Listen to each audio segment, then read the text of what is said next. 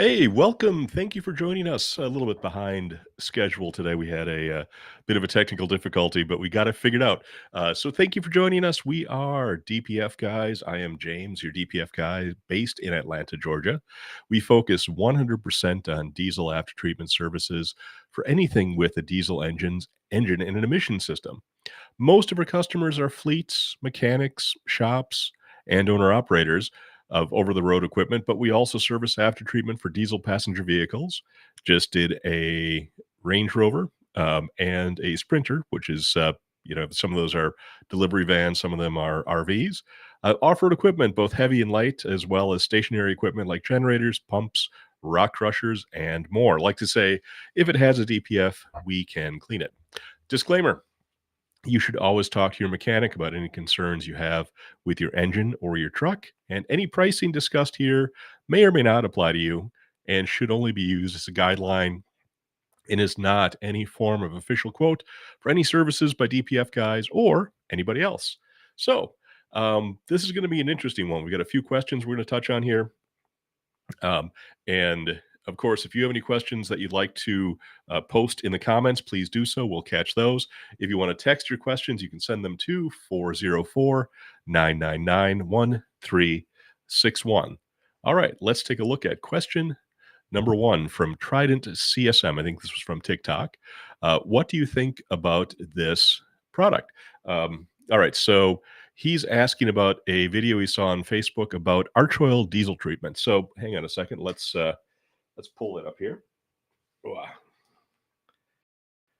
See if I can get this thing to work. So here is the video he was asking about.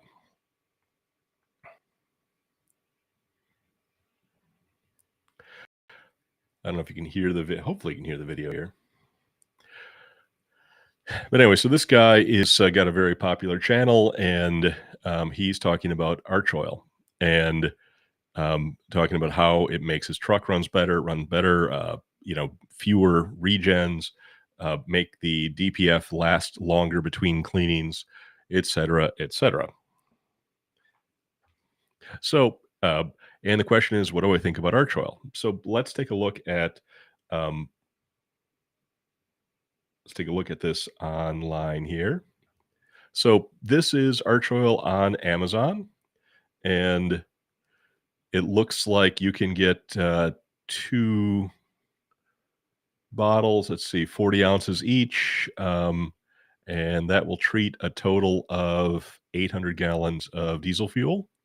And I think the thing you want to look at is the overall ratings here, which are quite good. So now, I suppose it would be normal of me to kind of talk smack about anything other than what I sell, which is Clean Air Fleet right back here. And I did a lot of research before I decided what we were going to sell, and I really like the guys from Clean Air Fleet, Clint or Kurt, two brothers own the company. They are very knowledgeable, very helpful. And what Clean Air Fleet does is not only do they have an additive that definitely works, but they also have a complete system that will clean your oil down to 1 micron, which means you can go much longer between oil changes, and it's much better for your engine. And also have a similar 1 micron filter for your fuel. So that being said, I would say that definitely Clean Air Fleet is a good solution, and you can simply text the word additive to 404 999 1361. We can talk to you more about it, or check out cleanairfleet.com online. Or, it looks like this arch oil product is pretty decent as well. There's definitely some good fuel treatments out there, and Clean Air Fleet is one of them, but it's not the only one. So if you find one that you like that happens to be easier to buy, price wise, you look at how much fuel this will treat and what it costs. It's very similar in price to Clean Air Fleet. Um, but and like I said, I'm going to say, what we sell is excellent. But if there's a product out there that you like, and please give it a try. But I would recommend that anybody out there listening or watching definitely uses a fuel additive, uses it reliably, uses it religiously, so you don't just use it for a while and stop using it. I think you'll have very good results, and Clean Air Fleet is definitely one of them. In fact, let's go over here and let's pull up so you can do this with me. Hang on a second.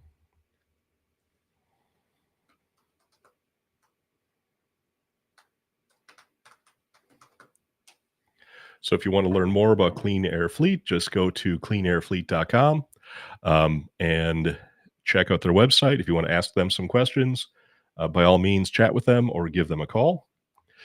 Or if you want to learn more about the additive directly from us, text the word additive, ADDITIVE, to 404 999 1361.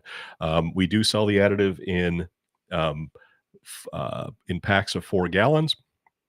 A gallon of the additive is $36.50, and that will treat about 320 gallons of fuel. So do the math. You've got about 1,280 gallons of fuel, 3650 times 4, with a little bit of shipping and handling, and we will get that to you. Or come to Atlanta, give us a heads up so we know you're coming, and you can buy it right from us and save yourself, all of the shipping costs. All right, so that was number 1. So far, so good. What do we have for number 2 from Elpalon 17? Why does the DPF crack? And now a DPF can crack just due to time and miles, but usually the cracked DPF is caused by an upstream issue. And the upstream issues also can be caused by time and miles. So what'll happen, one cause of cracked DPFs is excessive regens. More and more people are driving around with, either a tablet, a laptop, or an app that allows them to very easily hit a button and regen their truck.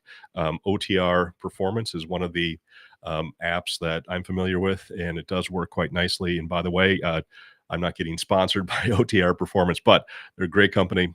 And they've got great tech support and everything else. But one thing is that they do make doing a regen almost too easy. You pull up the app and you hit the button that says regen, and you regen your truck. What people don't realize is a regen is really your truck telling you that it needs to have the DPF clean. Because if you're going and going and going, and all of a sudden the truck calls for a regen, and a few days later calls for a regen again and calls for a regen again, eventually that regen will stop working, and you're on the back of a tow truck and going God knows where. So if the truck calls for a parked regen, definitely think about bringing it and get your DPF cleaned. So be careful with the regens, because they will, if you do it over and over and over again, you will overheat your DPF and cause it to crack potentially. So people don't realize that regen is not magic. It doesn't just make the soot disappear like poof. It just burns off a portion of the soot, but will leave ash and ash behind in the filter. So after a certain amount of miles or engine hours, you simply need to get the filters cleaned. And running multiple regens is just a waste of fuel, and eventually damage your DPF. Now, that's not the only cause of cracking. Another cause of DPF cracking is overfueling due to injector issues, low compression in one or more of the cylinders, turbo boost leaks, or a variety of other issues up in the engine that will cause trouble in the truck's exhaust. If you have a cracked DPF, definitely do a full upstream diagnostics, because you will need to put in a new DPF. But if you got a cracked DPF, you need to replace it. But if you don't fix what caused the cracking in the first place, you'll just crack the new DPF as well. All right, moving on. Question number 3 from Simonis. This is after I did a video on TikTok. In fact, if you don't follow us on TikTok, please do so, and definitely subscribe to our YouTube channel. If you're watching this on YouTube, please like and follow, subscribe. YouTube loves that, and so do I. So I had a video where we got 2 1 boxes in. They were shipped to us, which you can do, by the way. If you don't happen to be nearby and want to send a 1 box to us, first give us a call at 404-999-1361. And I'll make sure that actually sending the 1 box to us makes sense, because sometimes we might discover that there's something wrong with it that, no matter what we do, We can't fix it, but let's find out before you make the investment of actually shipping something to us. Anyway, so Simonis was looking at that video and said it will cost only $27,000 to service at the dealer. And um, I'm sure a few of you out there are nodding your heads going, yep, I spent 25, I spent 23, I spent 26, I spent 27. Um, if you go to the dealer and need a new one box, that's what it'll cost you. Um, and so sadly, Simonis, you're not wrong. And I don't know any dealer that would attempt to clean the repair, the one box that I was working on, which happened to have, it was soaked with oil. And that is a messy situation. I think this truck lost a turbo, and depending upon how your turbo fails, it can fail in a way where that thing just becomes a very, very powerful pump for your oil, and will pump all of the many gallons of oil right on down the tube into your one box. Um, and I honestly don't know of many people out there, and especially a dealer, that would be willing or able to bring that one box back, and they'd say, just replace it. So the oil soaked one box we talked about in that video will take us longer to get cleaned, but there's a very, very good chance that we can bring it back as long as the SCR has not been overheated to the point where the catalytic metals inside vaporized. And so there you go. The you might be asking what the heck that means. I don't want to, kind of get down the rabbit hole about what an SCR is and everything else. But suffice to say, the SCR, the selective catalytic reducer, is the part of your after treatment or your one box. It's in the bottom part of the one box. And that is what catalyzes the NOx, the nitrogen oxides coming off of your engine. And the SCR works with your diesel exhaust fluid, your DEF, and it takes the NOx out of the exhaust stream and converts it into ammonia first, or NH3, and then immediately converts that ammonia into nitrogen and basically water. So all that comes out your tailpipe is, some CO2 and some nitrogen and some water. If you happen to be behind your truck and smell ammonia for a bit, that can be normal. As the SCR kind of gets going, starts to, as it starts to catalyze that ammonia. If you do smell ammonia a lot, it may indicate that your SCR is not properly converting everything. But, again, like I said, we have a place where you can text us at 404-999-1361 and ask a couple of questions. We'll get you answered there. We'll find out tomorrow, which is Monday, the 13th. And if we were successful in getting that one box completely cleaned up, and then we'll put it back on the truck and be back in business. Cross your fingers. All right, question number 4. What do we have here? From Brahman 77510. How's your fuel additive working out? Brahman, I'm glad you asked. So you're asking about our Clean Air Fleet fuel additive. In fact, let me stretch around here. We happen to have a gallon of it right here. A single gallon of this fuel additive will treat 320 gallons of diesel fuel. So a little bit goes a long way. And I will answer your question by saying it's been working out very well. In fact, we're almost sold out of our initial large order, and I have more on the way. I approach the fuel additive business very cautiously because there's a lot of kind of snake oil false claims out there. But Clean Air Fleet's the real deal, and it's proven itself. And we've treated trucks and monitored how they run, talked directly to the drivers, and I'm hearing the drivers are getting more power, better fuel economy, less DEF consumption, better NOx conversion, better emissions results in areas that require emissions for diesel vehicles, such as California. So I'm comfortable saying that this stuff works, and it works really, really well. Now, again, is it the only thing out there? I don't want to, if someone goes, hey, I use Pittsburgh Power and it really works well for me. And I'm like, good, keep using it then. That's if you're happy with it, use it. But I know this works, and the people that own Clean Air Fleet, the Clinton Kurt, are good guys, and they'll definitely take the time to answer your questions and, help you work through any of the issues you might have. And that's worth a tremendous amount. So one of the unique uses of the Clean Air Fleet additive is for Freightliners with a DD13 or DD15 engine. And if you happen to have that truck with that engine and you're getting a DEF quality code, NOx conversion, SCR efficiency, or other codes related to the NOx sensors, that usually means, not always, but usually means that you have a failing one box, especially, and I've talked about this in a couple of other videos. I can put links down below, especially if you have a 2014, 15, or 16 Freightliner, though I've seen this come up in the 17s and things like that.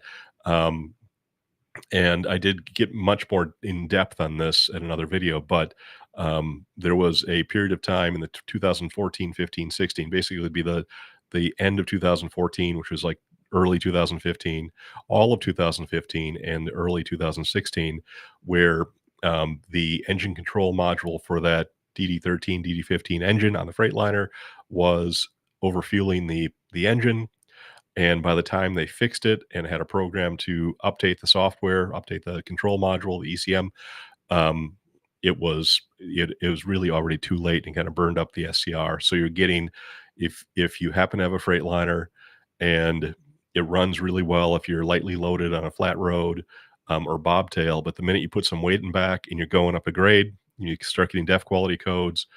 I wish I had better news for you, but it's likely that you have a bad one box and need to get the one box replaced. However, if you use the Clean Air Fleet additive, and this might work with other additives as well, but I do know that it works with the Clean Air Fleet, and start to treat your fuel, your diesel will burn more efficiently, and that means that your engine will produce less NOx, which means that your SCR, if it's kind of challenged, will not have to work as hard and will oftentimes solve this issue. Now, it is um, definitely a band aid. I'm not going to say it's some magic panacea, but if it's something that can keep you rolling, keep the cash flowing, and allow you to save up money for eventually replacing that part, the one box, for example, um, it works really well. I've had situations where people are literally trying to make it to Atlanta so that we can replace their one box, and they're having these codes come up, um, and we will ship them the Clean Air Fleet additive. They'll treat their fuel. That'll be good enough for them to get across country and get to us. So that is definitely an option. Again, Clean Air Fleet is about 36.50 a gallon. Comes in 4-gallon boxes, and that is definitely less expensive than a new one box. And the band-aid of Clean Air Fleet could be enough to keep your truck running long enough where you can set aside some cash and do the service when you choose to, not when your truck forces you to. Um, so again, shameless plug, we do sell it. And not just the Clean Air Fleet, we do sell brand new one boxes from DPF Guys. They're usually between 8 and 9 grand, somewhere in there. Sometimes like 79.99, sometimes like 8,800, depending upon what year your truck is, etc. But they are what is considered fully loaded. And by fully loaded, that means unlike when you go to a dealership and buy a one box, you get just the box, no filters, no clamps, no gaskets, no heat shields, etc. And then you still have to buy the filters or that sort of stuff. This is fully loaded, has everything except for the sensors, or a new one box harness, which we do recommend replacing. But many people will move some or all of their sensors from their old one box to the new one box, especially if they've been fighting this NOx conversion code, this DEF quality code, and they recently replaced their inlet NOx sensor, their outlet NOx sensor, etc. Those NOx sensors are $500 a piece, and there's no sense. No, yeah, see what I did there? There's no sense in replacing your sensor if it's brand new, just moved from the old box to the new, and we can definitely take care of you. So if you do need a new one box for any reason, and talk to us first, because we can either let you know very quickly if you need a one box, just text us at 404-999-1361. What I'll do is I will ask you for ideally a photograph of your entire vehicle identification number, your VIN. If you can get that to us, that allows us to match things up really quickly. If all you can get at is the last 6 of your VIN, that works as well. Just kind of takes a little bit longer. So if you have a Cascadia Freightliner, anything with the DD13, DD15, and you're having these DEF quality and NOx conversion issues, um, definitely give us a text at 404-999-1361. And if you could, text us a picture of your entire VIN or send it to us in a text, and then we can let um, what we can get for you, what we have in stock, how much it costs, etc. But also, we might find out that you don't need a one box at all, and which is even better news. All right. So, question number 5 from Matt Sarkozy. This is a good question. I don't think anyone's asked me this before, and it's a really good question. What temperature does a diesel particulate filter or a DPF have to obtain to sustain to operate effectively? So he's kind of asking, like, what temperature does the DPF have to be at? I would assume he's asking about what does it need to be at to regenerate. Um, the DPF is a filter, so it's going to catch soot and ash at any temperature. But when you go into a regen, you're dealing with the typical temperature of the exhaust off of your engine will be around 700 to 800 degrees. Now, that's Fahrenheit. Now, if one of the reasons for a truck not regenerating is because the temperatures coming off the engine aren't hot enough. So people will call and they'll say, I've got this code, I've got FMI this, and I've got this code that, and da da da. And I'm like, well, that's all great. But the one thing that I just need to look at, and the thing that'll tell me the most important story of all is what are your temperatures? So they'll tell me, oh, I've got this many PSI of back pressure, I've got this, we got that. I'm like, I don't care. What are your temps? And the three temps, really I can tell a lot about what's going on is if I know three temperatures of the exhaust system during a regen. One is going to be the DOC inlet temperature. That's going to be the temperature of the exhaust just coming off your engine. And we're touching that in a second. Two is going to be it's going to be either or. These are both the same, but the terminology is different depending upon where the temperature sensor is located. You're going to look at the DOC outlet temp or the DPF inlet temp, and the only difference between the DOC outlet and the DPF inlet is just a matter of terminology. It has to do where the temperature probe is inserted. On some trucks, it is inserted literally in the exhaust stream on the part which is the DOC outlet. For example, on the Freightliner, it's DOC outlet. But an inch away from that is the DPF inlet, and sometimes the sensor is poked in just in front of the DPF. So basically, uh, DOC outlet would be here, DPF inlet would be here. They're measuring the exact same thing, just two different phrases for that, two different terminologies for that. So I would want to know what is the temperature of the exhaust coming out off the engine, that is DOC inlet. What is the temperature right after the DOC, which is either going to be the DOC outlet or DPF inlet. They're both measuring the same thing. And last is what is the DPF outlet temp? Sometimes it would be called an SCR inlet, but DPF outlet. That one's less important to me. Really, the two most important things are what are the temperatures of the exhaust going into the DOC? What is the temperature of the exhaust coming out of the DOC? And one of the things is if the temperature of the exhaust going into the DOC is too low, the truck will never regen. And that's an important thing to know. Let's say, for instance, you're looking at the DOC inlet temp and it never gets above 450 degrees. Something's going on. Could be dirty air filter, could be a Jake brake stuck, could be a fan clutch stuck on. But you want to make sure that the engine exhaust is at the right temp. And then you want to know that you're getting about 1,000 degrees plus or minus out of the DOC. And then lastly, what is the temperature of the exhaust coming out of the DPF? And that's important to know because sometimes the exhaust coming out of the DOC during a regen never gets really hot. But the exhaust coming out of the DPF a little further downstream is 1,000 degrees. And in that case, we're kind of getting into the weeds here. But if that happens, if you're saying, man, my truck never gets hot enough to regen, because I look at the temp and the exhaust coming out of the engine is 750 degrees. And during the regen, maybe the exhaust coming out of the DOC gets up to 775 or so. It gets a little hotter, but not a lot hotter.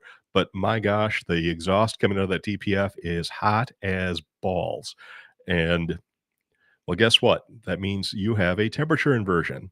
And what that is a rare but not impossible situation where the precious metals that create the heat inside the DOC have somehow come loose, which can happen under weird circumstances. Sometimes a failing DOC. Sometimes if you get coolant into the exhaust stream, that causes the adhesives that hold the precious metals in place, which are platinum, palladium, and rhodium, to come loose from the DOC and then fly downstream in the exhaust, and then they get stuck in the DPF. At which point the DPF starts behaving like a DOC and starts producing a lot of heat on the outlet of the DPF.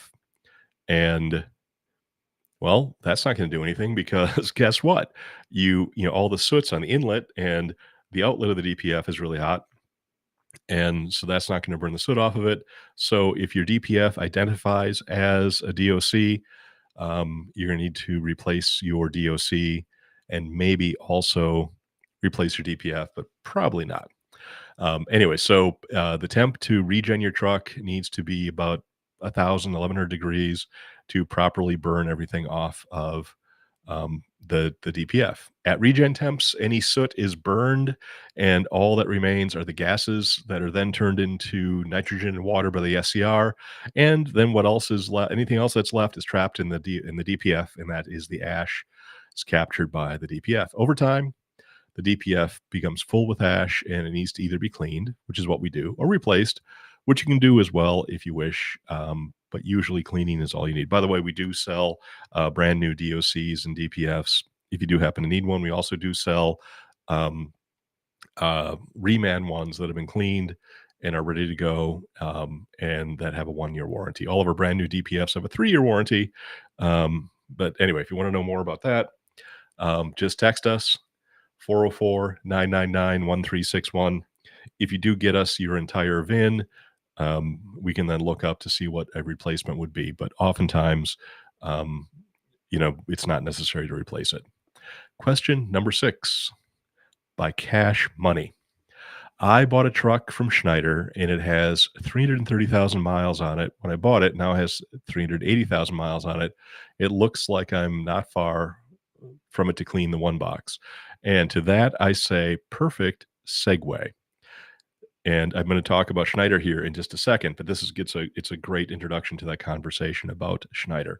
So yes, if you get a truck from Schneider, it will usually have about 400,000 miles on it. And while Schneider does an excellent job with maintenance of their fleet, they will sell the trucks before it's time or to clean or replace the filters. Not all the time, but most of the time. And therefore, when you get a truck from Schneider, you get a well-maintained, with good service history. You get an excellent truck for a good price. However, it is extremely rare that they actually keep the truck long enough to ever require that the one box is cleaned.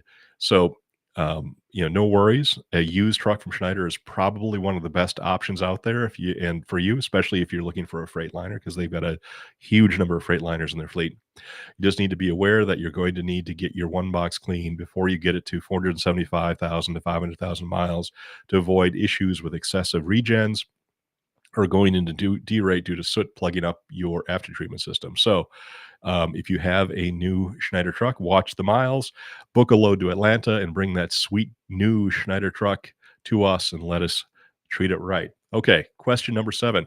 Let's talk about buying a used truck from Schneider. Now again, I've got a warm spot in my heart for Schneider, not just as a company, but because they're part of Wisconsin and specifically Green Bay history. Started, I believe, in 1935, where actually, Mr. Schneider like kind of mortgaged everything he had to buy a delivery truck, and he was off to the races. And they started delivering for the paper mills and things like that. And now they are one of the biggest trucking companies, if not the biggest trucking company in the U.S. So let me show you a couple things. I'm going to jump over to Hang on a second here. Take a look at this. I actually pulled up the Schneider trucks, the used equipment page, and look at this. So we've got 2019 Freightliner Cascadia, 478,000 miles. 2019, 405,000. This is a little less. It's day cab, 336,000, 266. But most of them are 450, 500, 335, 542, 395, so on and so forth. And what that's telling me is, again, good trucks, well maintained, but the odds of that one box having been cleaned before you bought it are quite slim, simply because of the fact that Schneider follows the manufacturer's recommended intervals for maintenance, and Detroit says 400,000 miles for the one box, and these trucks get sold at 400,000. So you end up with a good truck that simply, if you push it to 700,000 miles, it's going to start giving you trouble because that one box is just getting full. So if you buy a Schneider truck, I do recommend giving us a call and getting it serviced within 100,000 miles after you buy it. You don't have to do it the next day, but kind of keep that in mind. Excellent truck, just one that would need a little bit of TLC on the after treatment side. And again, as always, if you have any questions about that, if you just bought a Schneider truck, I want to say congratulations, and text me at 404-999-1361. Say you've got a new Schneider truck. Let me know how many miles are on it, and let's see if we need to help you out with that before anything you have any issues with it. Schedule the maintenance, or your truck will schedule it for you. And there's also a couple of the things with the Freightliners, for the used Freightliners, you want to look out for. One of them is, pay attention to when it's time to do an overhead. I believe many of these newer Detroit engines can go almost 1,000,000 miles before they need a valve adjustment, but keep an eye on that. And also, there is a part that is actually in the oil pan. That is the intake kind of intake tube for the oil, and what I've been told is that you want to replace that before you hit about 700,000 miles because it'll get brittle and break off. And generally, what'll happen is, um, if that does break off, your engine's no longer sucking up oil. The truck will normally go into a shutdown mode and save the engine. But what will often happen is people will start the engine back up and will destroy the engine at that part. So um, uh, get the one box cleaned. Check to see the interval for getting an overhead done, getting a valve adjustment done, and also make sure that you replace this little suction tube down in the oil pan sometime before you hit about 700,000 miles, and that truck will just go and go and go. All right, there you have it. Your questions, my answers. Thank you, everybody, for watching. Please leave your questions and comments below, or text me at 404-999-1361. And I'll be back here next week to answer more of your questions. And remember to subscribe to the DPF Guys YouTube channel, like our Facebook page, find us on TikTok. And if you're the corporate type, look for me, James Went from DPF Guys, on LinkedIn, and send me a connection request. Thank you for calling. Thank you for calling. Thank you for watching, I should say. And I will see you next week.